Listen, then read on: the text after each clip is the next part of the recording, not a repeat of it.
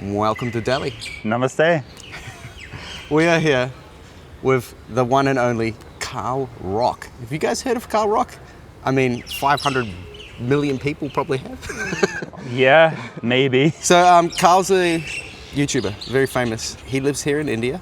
I saw this guy, I found him on YouTube, and I was like, wow, this guy's doing some great stuff. And look back, and I'd actually emailed you, like, through Sony, because you used to work with Sony, right? Yeah. And so we have actually sort of interacted briefly. That was that 9 years ago? Yeah, so Shay used to make music videos for the record label that I worked at, and I had to go. I was the guy who had to get the videos from him and then make sure they uploaded to our YouTube channel. Let's go back in time. You're working at Sony. Yeah. And then, what the hell happened? You're a YouTuber in India. Yeah. I mean, that's so exciting. Yeah, it was quite a shock for the people at Sony as well. Yeah, right. when the news got back to them, they're like, Karl, what? Like, they knew that I loved India, but they didn't expect me to become a YouTuber in India. I knew I was going to India.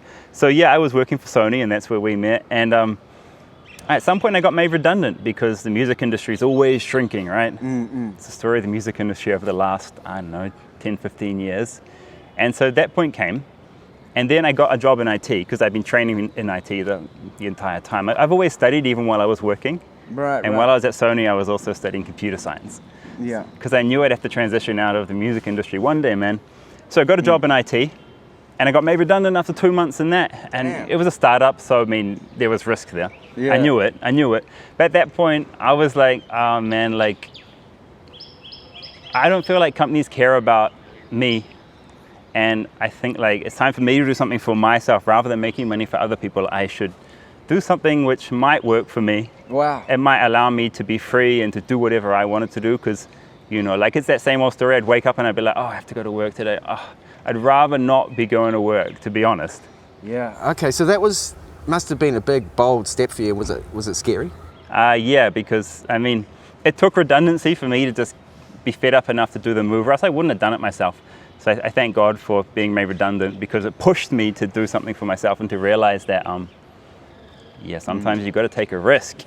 And that's exactly what I did. I took this risk, and it was scary. I think I'd reached a point where I didn't care though. And I mean, I've always had like backup plans, right? So I can always come back to New Zealand if I failed and get a job in IT. Yep. And I'd saved up I think it was like 15 to 20 grand. I can't remember how much it was. I've always been a saver.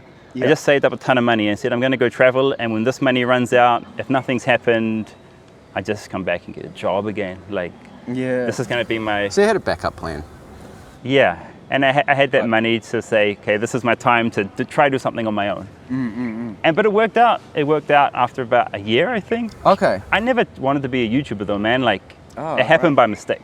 I never set out to be a YouTuber. That's somehow the really beautiful things happen in life though. You're just going out to experience or have fun, or it's a hobby or something. Yeah. And then turns out you're really good at it, or it just feels natural, or... I just said whatever happens, happens. And I just said, if something good happens, cool. I just left it that open. Yeah. And I just left New Zealand and came to India. Right. So was that just the first destination, or...? India was always going to be the place. Okay. It's where I wanted to be in life in general. Wow. I've been in New Zealand for 32 years working and studying, and I'm like, okay, it's a small country, I'm kind of done, I want something bigger. Yeah, right. And India had always been my passion since I was 18. And I followed that passion for music, I'd followed that passion for computers, and I'm like, India was that third passion that I have in life. And so you get off the plane. Was it the first time you'd been there? Nah. Okay. While I was working at Sony, I'd started to travel to India every single year. Yeah. So you've been, testing the waters. And the language was... Oh, I started to learn that even before I came to India, even before I got off the plane, Okay. Because I had a lot of Indian friends and I was really enjoying their culture and enjoying their movies, and I'd taken a Bollywood paper at university. Yeah. I just had an interest in India, this passion for India. So I'd already started learning Hindi. Wow. Oh, that's great. So, I mean, it wasn't like you were just thrown in the deep end. You've got the language there and friends and a bit of culture already. And there is actually a bit of, there's quite a few Indians in Auckland. Tons. Yeah. So we have our own little community. So that's a great little head start. Yeah, I'd been in that community since I was like 18 years old, maybe even earlier than that. So Yeah. I always knew India was somewhere which I probably wanted to stay long term. Yeah, yeah. And I was just working towards it, and finally the opportunity came. When does the video start? Like what? Yeah, so I came over here and I had this goal. I love India and I want to travel to every single state and union territory of India. right. So I'm like, let's try and see the whole country, That's so cool. and Yep. hopefully something good happens along the way. And so I guess I was about maybe 3/4 the way through that Yeah. when I said, I've got a GoPro in my backpack, and I've been having a lot of trouble on the streets here with people trying to rip me off and take advantage of me because I'm a foreign tourist. Yep. And that's when I started, like, it's a very small GoPro. I started filming the scams that were happening to me on the street. Yep. And that's how the video started, Yeah. from that. And Yeah. the point was I wanted to help, I wanted to show people the scams happening, and so they could come here and love India and avoid those scams, avoid the Right. bad sides. Yeah. And that's literally what the goal of the channel was in the early days, just to help foreigners travel safely and confidently here in India. And those videos went viral pretty quick. You're right. Yeah. I didn't expect anything. I was just making these videos for fun. And my brother-in-law, he goes, bro, these are really cool. I actually shared them with my friends. And at that point, I should have had an inkling that if people are sharing your stuff, there's something good about it. But I was like, okay, cool, whatever. Yep. And then they started going viral slowly. But the one thing that blew up the channel was me speaking Hindi.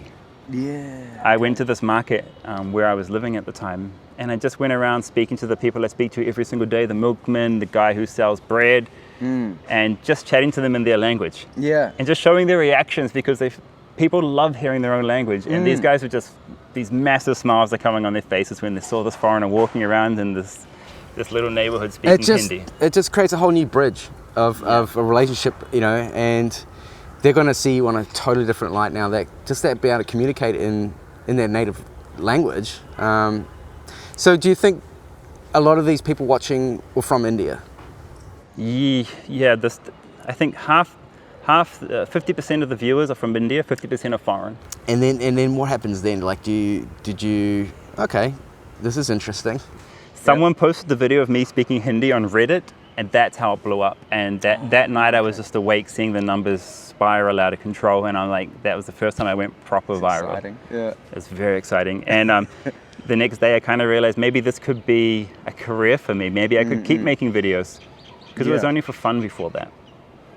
True. And then I said, well, I've got this journey that I'm going on, visiting all of the states in India. Yeah. Why don't I just start covering that? And that's what I did. Yeah. Started covering my travels, and now we're at like 2.5 million subscribers and over 500 million views. And it's like 500 videos, I think. I lost count. I don't really keep count. So Yeah. it's crazy. How are you changing as a person while that's happening and while you're here? Because it's taken time now, right? A year goes by. Yeah. I'm becoming more confident as a person, that's for sure. Like, Okay. it's very difficult, as I'm sure you know, to talk to a camera and put your voice out online. Yeah. It is. It's scary to have a voice, like, Yeah. to speak in public. Yeah. So I became a lot more confident. Especially, you have to be confident as a vlogger, because you're always holding this camera to your face and everyone's always staring at you, especially in India. Indian culture is changing me as well at the same time, because I'm sure you've seen already, there's such a rich culture here. No. Yeah. Like, it's going to take me a lifetime to understand all the intricacies of that culture. And that's kind of what I've been sharing recently on the channel. Let's contrast that back to New Zealand. Yeah. You recently went back just to, I don't know. Yeah, I want Yeah. my wife to have the Kiwi experience that I did. I want her to celebrate Christmas I and really enjoyed it. to It go was cool, man. bodyboarding and to go to the beach. And Yeah. I want her to Yeah. like experience what I did, because she hasn't experienced that living here in Delhi. There's no beach nearby. No. There's no Christmas. So yeah, I wanted to give her those experiences that I had in my childhood. Were you like really excited to show her these things, and how were they received with her? Like, Yeah. because I mean, like when you obviously if you live in Delhi, it's such a real specific place that I don't think there's any other place in the world like it. Like it's a hectic city, you know, it's busy. Just the air itself is different, you know. The smells, the food, the people. It's a full-on environment, and it'll either chew you up, or you're going to embrace it and love it, you know. Yeah, that's very true. So just for her living in like, was it was it so foreign for her? Like, in a kind of scary way? Like, Yeah, she finds New Zealand very, very slow, very dull, Yeah. and I say lifeless, but not in a impolite way. Yeah. Lifeless. When you walk around these streets, you see a lot of life happening. Yeah, yeah. New Zealand is so quiet. Yeah, So right. she struggles to sleep because even at night here we hear sounds all night long. Wow. In New Zealand, it's like pitch perfect quietness. Yeah. So she loved all the cultural side, like Christmas and bodyboarding and beaches and food and all that. I mean, you can't. A beach is a beautiful thing, right? Yeah, you can't not love that. Yeah. And it was like her first time on a bodyboard, and just to see that smile come up when she caught a wave for the first time. Yeah, yeah. You know that, I mean, we can remember that as a kid, like it's the greatest feeling ever. It's like an Yeah. addiction. yeah, it is actually. Yeah. And so, yeah, she couldn't live there for very long, but we visit every single year. Contrasting, yeah, obviously New Zealand, completely different place. What if you could take a few things from New Zealand and implement them here? What? I'd bring a pie shop here. We need pies in this country. Maybe the world needs pies. You know, Everybody needs pies. like Just the steak and cheese, and then we've even adapted the butter chicken, right? Yeah. So, and then we've even got like a Thai chicken pie. If you're not from New Zealand, when you come to New Zealand, we've got great pies. They're meat pies. And on a more serious note, I'd bring cleanliness, man. Like, see, I love India, but the one problem is it's not as clean as New Zealand. right, right. That's a big. The hygiene thing is pretty tough, and that can make or break you again. Like, you could travel here and just like it's too much for you because The rubbish on the street. Oh, the rubbish, That's yeah, so yeah. sad to me. Yeah. Because this country is beautiful and it's incredible and it's a paradise. If you travel around it and you see all of it, you're like, this Yeah. is a paradise. But yeah, the rubbish is Is it getting better? slowly, yeah. Slowly. It is, because I saw a garbage truck today scooping up some stuff. Yeah, yeah. So I was like, okay. the more educated people get and the young ones coming up, Yeah. they're not throwing rubbish anymore. Well, if let's say you went back to New Zealand, what would you like to? Yeah, what are some things that you would miss about India? Everything, oh my God.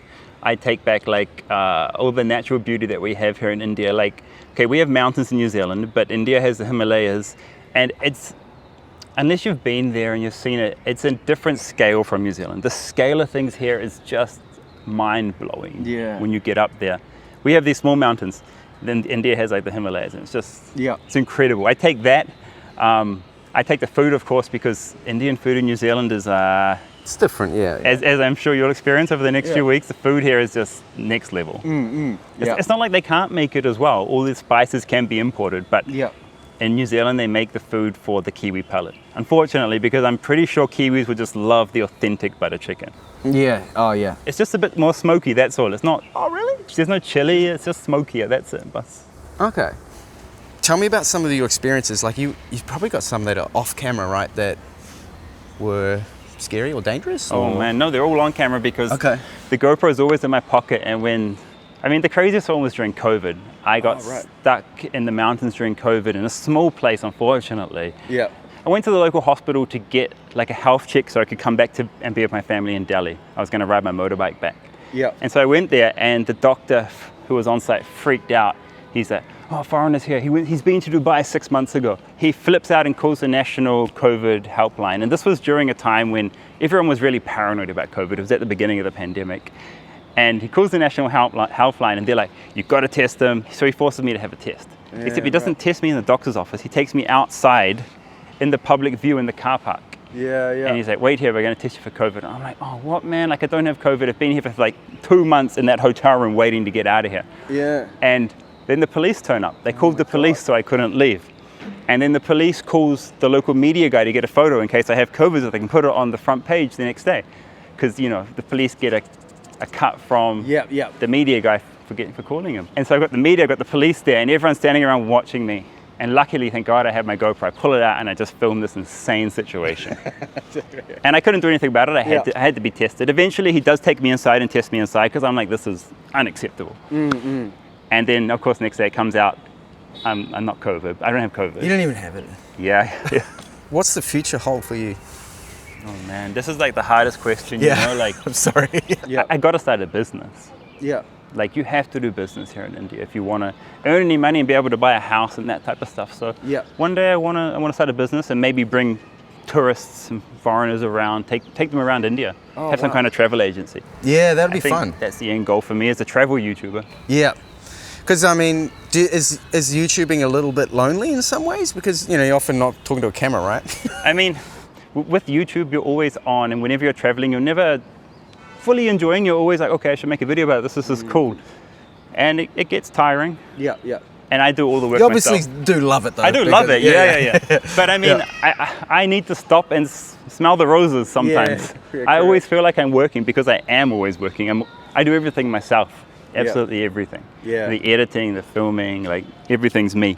It's hard work. I mean, I should have a team, but maybe I'm a bit of a control freak. So No, fair enough. I like to do it myself. But it's good that you know that. Yeah. You know, because sometimes, like, you know, you can bring in a team and then you're ordering around and micromanaging, and it's like, I'm actually just better off by myself. You know, I can figure it out this way. The videos lose the substance. You know, it's called YouTube. These are videos literally from me, and that's it. Yeah. You've been all over India, Pakistan. What's been, it's hard to say, but like, what's one of your most favorite places that you could go back to a lot? I mean, I think Delhi's the place for me. That's why Okay. I decided to live here. Yeah. Married my wife here. Delhi's always been my favorite place, and yeah, it's my base basically. Yeah. If you're talking about, like, if you want the most incredible beaches, you can go out to like this set of islands called Lakshadweep.